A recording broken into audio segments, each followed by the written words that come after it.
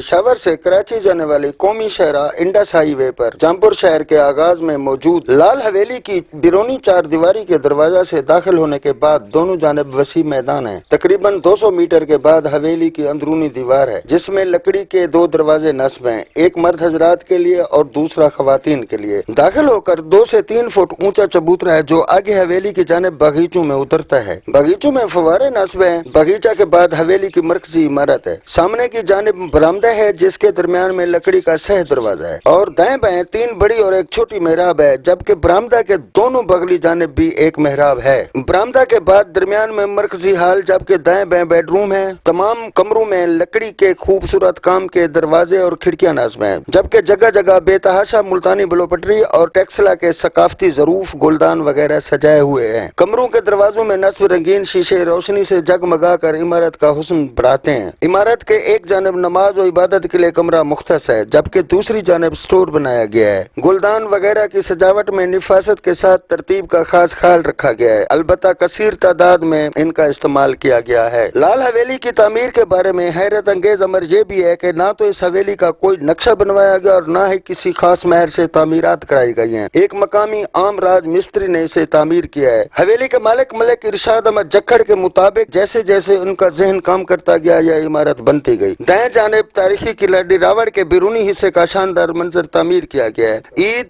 बकर ईद, कौमी दिनों और आम तातीलात में सियाहों की बड़ी तादाद लाल हवेली देखने आती है। आफ्ताब नवाज मस्तूई, जामपुर।